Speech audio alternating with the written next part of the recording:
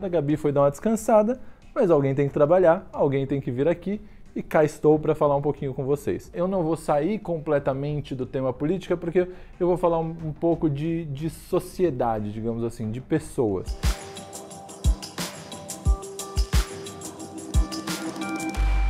Voltei aqui para o canal. A Gabi precisou tirar alguns dias para descansar. A Gabi, vocês sabem, trabalha bastante e às vezes é bom dar uma descansadinha, né, para a gente conseguir até para voltar as ideias na cabeça, para dar uma pausa e conseguir fazer tudo direitinho. É bom dar uma descansada. A Gabi foi dar uma descansada, mas alguém tem que trabalhar, alguém tem que vir aqui e cá estou para falar um pouquinho com vocês. O que eu vou falar hoje aqui com vocês? Vocês estão acostumados a falar de política, eu não vou sair completamente do tema política porque eu vou falar um pouco de sociedade, digamos assim, de pessoas. Então eu vim aqui para falar não só de política, porque esse é um canal de política, mas como vocês sabem, nem sempre é só política aqui, mas eu vou dar algumas dicas de coisas para assistir, umas análises da minha visão de mundo, porque fazer a análise da Gabi, ninguém melhor do que a Gabi, e hoje eu venho falar um pouco de uma coisa que a gente tem em comum, que a gente gosta muito, eu e a Gabi, que é ler. E hoje eu vim contar um pouco para vocês sobre um autor que eu adoro, que chama Malcolm Gladwell. Quem acompanha a Gabi nas redes sociais viu que há um tempo atrás ela leu o livro Outliers, do Gladwell. Foi indicação minha, obviamente, eu adoro esse autor, ele é um jornalista que gosta de pesquisar sobre vários aspectos inesperados das ciências sociais. Ele tem essa pegada mais diferentona que faz a gente ver as coisas por um outro ângulo. Às vezes a gente acha que sabe de uma coisa, que entende o que está acontecendo, vai lá, ele mostra um monte de coisa, ele mostra por um outro sentido que você percebe que você não sabia tanto assim. Um dos livros que eu mais gosto dele é o Davi e Golias. Nesse livro ele vai falar sobre diversas coisas, mas ele começa com a história que a gente já conhece bastante, que é a história do Davi e Golias, que todo mundo deve lembrar, nos tempos bíblicos, ocorreu uma guerra entre os filisteus e o reino de Israel. Essa guerra chega a uma batalha final que acontece num vale. E quando os exércitos chegam nesse vale, quem descesse para esse vale ia ficar exposto, porque se você fica num terreno inferior, você está exposto a outra pessoa. Então os dois grupos ficam nesse impasse, eles decidem resolver a disputa colocando o melhor guerreiro de cada lado para lutar um contra o outro. Quem ganhasse levava a guerra e poupava os outros soldados de cada exército de uma batalha sangrenta que causaria muitas mortes. Os filisteus enviam o Golias, um soldado enorme e ameaçador. Vendo o tamanho do cara que estava na frente deles, os soldados do reino de Israel ficam com medo. Ninguém se voluntaria para enfrentar o temível Golias. O único que topa é um pastor chamado Davi, um cara franzino, baixinho. O rei Salomão fala para ele que ele está muito doido de querer enfrentar alguém tão mais forte que ele, mas Davi insiste. Como ninguém mais tinha coragem de enfrentar o gigante, eles falam, beleza, só tem tu, vai tu mesmo. O duelo, como a gente já conhece, Davi vai lá, pega o estilingue, joga no Golias, Golias cai e Davi corta a cabeça do Golias. Só que o Gladwell pega essa famosa história que se tornou... Oi. Tá muito legal, mas você esqueceu o bordão. Ah, a emoção tá difícil aqui de ser menor, então vamos lá. A partir de agora, menos emoção e mais razão. Aproveita, se inscreve no canal e deixa o seu like. Então vamos continuar para a história. Então o que o Gladwell vai falar dessa história, que se tornou um símbolo de vitórias improváveis, é que muitos pesquisadores já se debruçaram sobre esse mistério e descobriram que, na verdade, a ideia de que o Golias era assim tão mais poderoso que o Davi tinha muito mais de lenda do que realidade. O Golias, que a gente acreditava ser tão poderoso, provavelmente sofria de gigantismo, o que fazia com que ele tivesse dificuldade de locomoção e de visão e tivesse em desvantagem nesse sentido. Embora parecesse assustador, Golias era um lutador fragilizado, enquanto Davi, que era um pastor, estava acostumado a usar seu estilingue ou funda, que não é o estilingue propriamente dito, é uma funda, para matar lobos e leões que podiam ameaçar seu rebanho. Ou seja, ele sabia o que estava fazendo. Quando ele pegou a pedrinha para atingir o gigante, ele sabia que aquela pedrinha era, na verdade, uma arma de precisão. O que o Gladwell vai fazer é nos convidar a repensar o conceito que a gente tinha de Davi e Golias. Quem, na verdade, tinha vantagem ali? Será que o Davi ou Golias? O Golias estava preparado para um tipo específico de briga, que é da força bruta, que a gente vê nos filmes, dos caras com as espadas, no meio do campo, todo mundo se matando. Mas o Davi tinha outra proposta.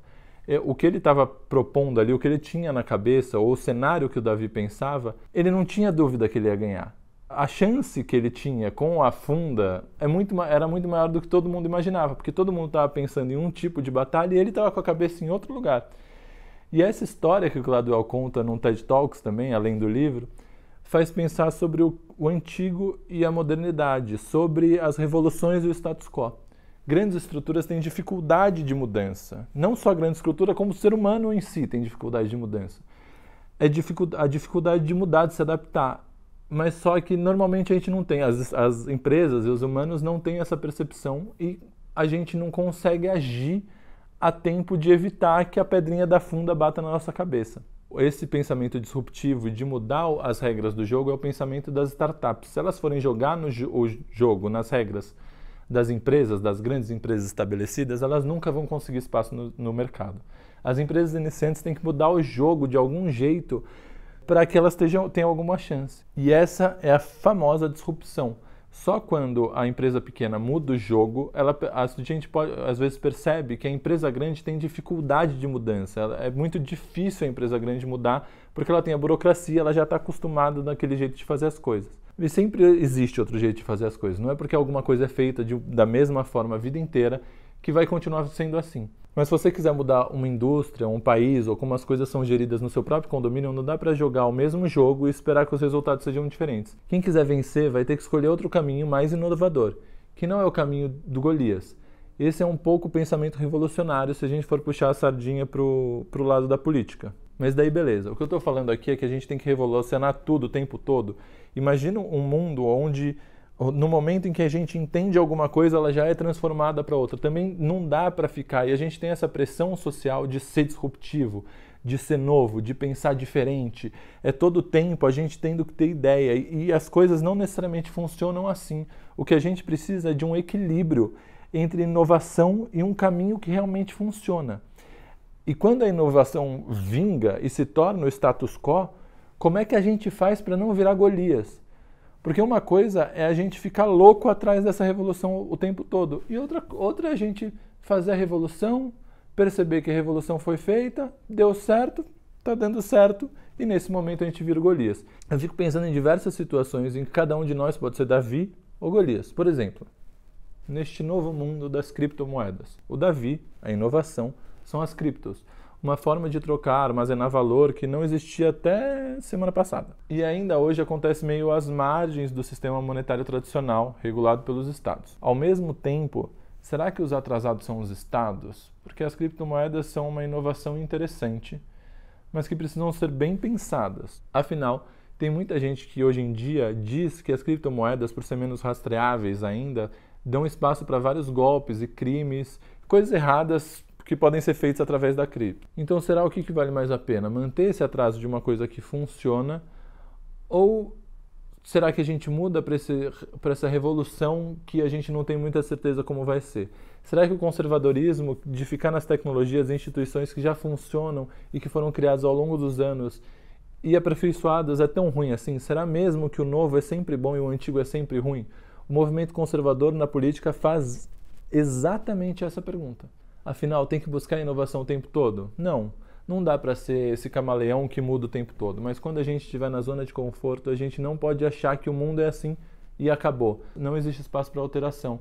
Não podemos virar Golias. Não sei se vocês estão acompanhando, mas estão saindo várias séries legais sobre as empresas startups. Tem a WeCrash, que fala sobre uma famosa empresa de coworking. Tem a Super Pumped sobre o início do Uber. E o que dá para perceber é que a mesma mentalidade que foi importante para que uma startup promovesse uma disrupção no mercado, aquele famoso mantra do Mark Zuckerberg, faça rápido e quebre as coisas, não consegue levar uma empresa para sempre. Porque não dá para ter uma empresa quebrando sempre as coisas. A gente precisa que as pessoas se acostumem com o modelo. O ser humano, ele gosta desse conforto.